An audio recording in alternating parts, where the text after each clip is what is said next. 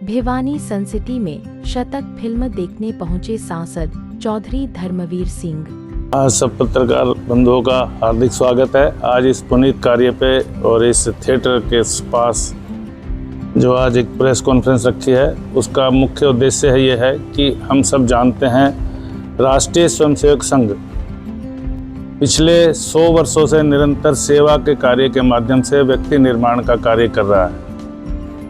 तो अभी अपने परम पूजनीय सरसंघचालक जी ने अपने जो 4 मेट्रो सिटी हैं, दिल्ली, बम्बई, कलकत्ता, उसमें एक संगोष्ठी रही थी 3 दिन की। 100 वर्ष का संघ का इतिहास, नए आयाम। तो उसमें उन्होंने आग्रह किया था कि संघ के बराबर कोई दूसरा संगठन नहीं है, इसलिए इसका कंपैरिजन नहीं हो सकता। उस गगन का कंपैरिजन गगन से ही होता है, समुद्र का कंपैरिजन समुद्र से ही होता है।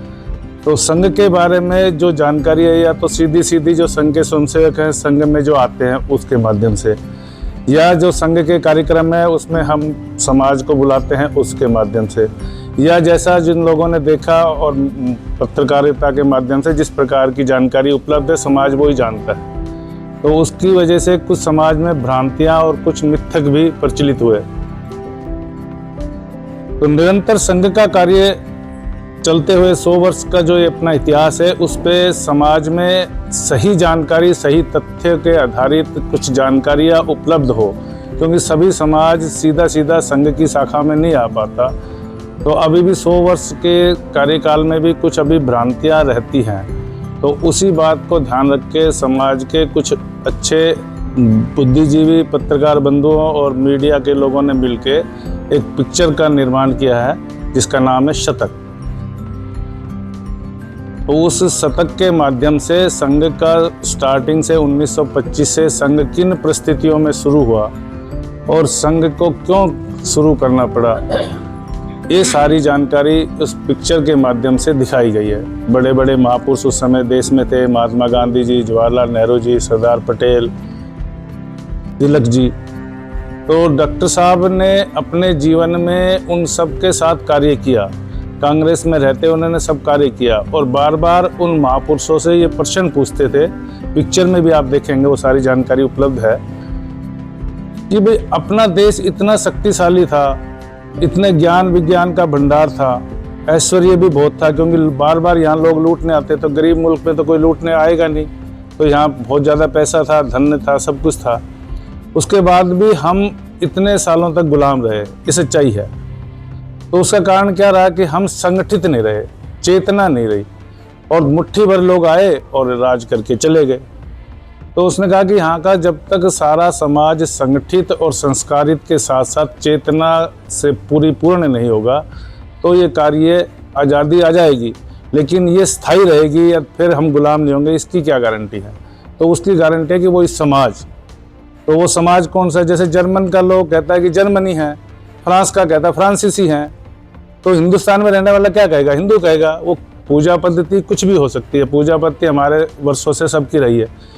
कोई हनुमान जी की पूजता है, कोई दुर्गा को पूजता है, कोई मस्जिद में जाता है, कहीं भी जाता है, लेकिन अपनी एक संस्कृति है यहाँ की। तो उस संस्कृति के साथ साथ समाज का संगठन बहुत ज़रूरी है।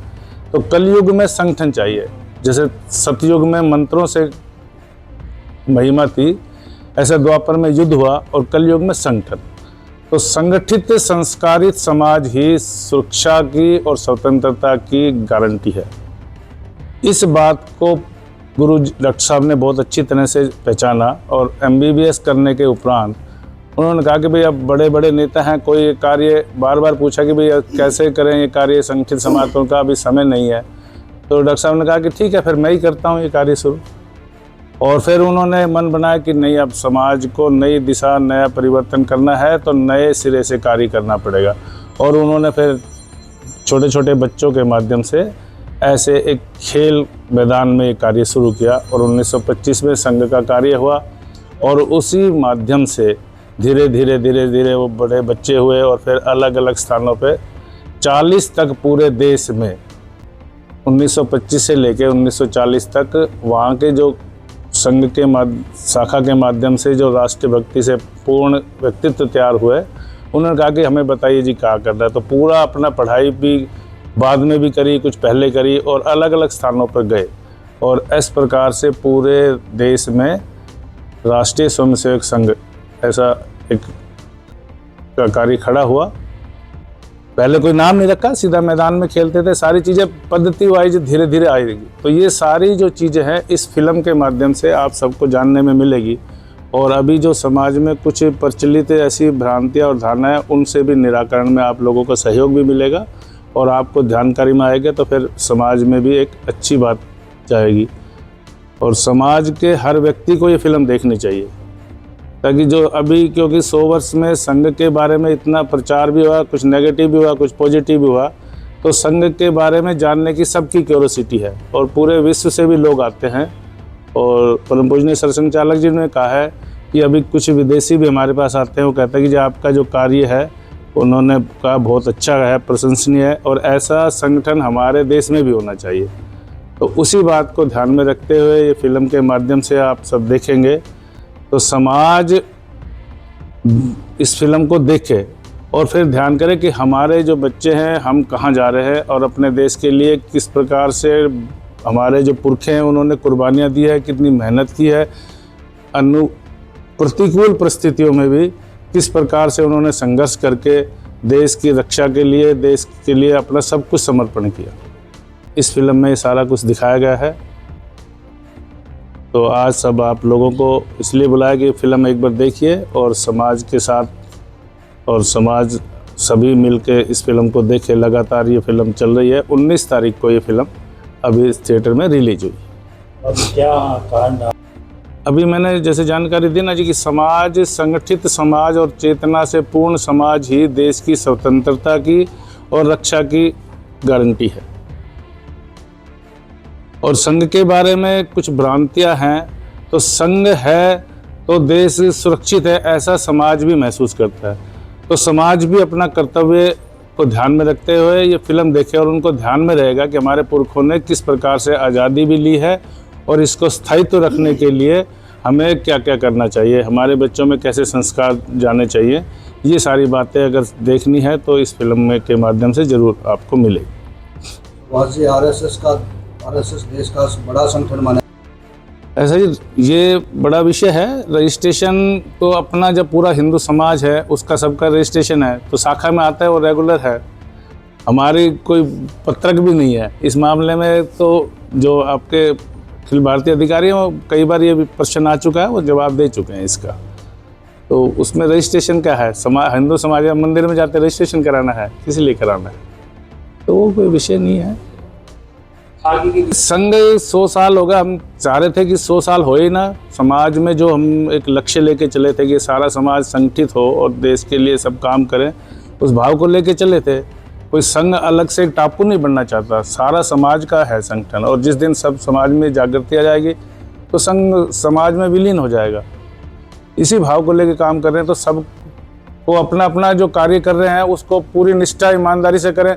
संघ ही है वो, कोई आदमी अच्छा ईमानदारी से अपना काम कर रहा है वो संघ की बात कर रहा है। देश के लिए कोई काम कर रहा है, किसी भी रूप में काम कर रहा है वो संघ का ही काम कर रहा है।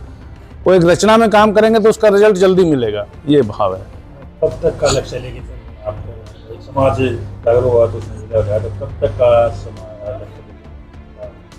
हम तो चाहते थे कि 100 वर्ष पूरे ही ना हो, पहले हो जाए, लेकिन समाज है अपना हिंदू समाज, हम सबको जानकारी है जिस प्रकार का है। समय लगता है, चेतना धीरे धीरे, लेकिन अब बड़े स्तर पे हो रहा है, मल्टीपल हो रहा है और समाज जागरूक भी हो रहा है। आजकल मीडिया में नई नई टेक्नोलॉजी आ रही है, सोशल मीडिया का ज़माना, सबके पास समय है, कोई झूठ बोल नहीं सकता। तो जब प्रत्यक्ष दिखती है तो लोग आते हैं और धीरे धीरे समाज में भाव आ रहा है।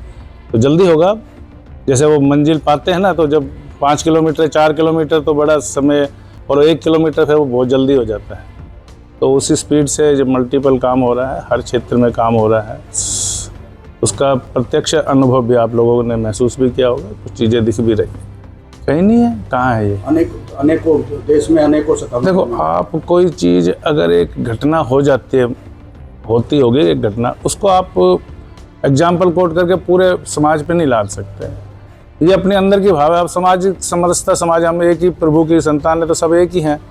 तो इस भाव से काम छोटा बड़ा कौन है? अब मैं कहाँ पैदा होऊंगा ये तो मेरे हाथ में नहीं ना, भगवान ने कर दिया। फिर हम अपने कर्म के माध्यम से कहाँ तक पहुँच सकते हैं, ये सबके लिए खुला है आसमान, तो सबके लिए है। और इस प्रकार के एक आदि कोई है तो वो वहीं का समाज को रोकना चाहिए, ये अच्छी बात है कि भाई हम सब एक हैं, तो एक शमशान, एक मंदिर, एक कुआं, ये सब है ही, अपनी परंपरा ही है।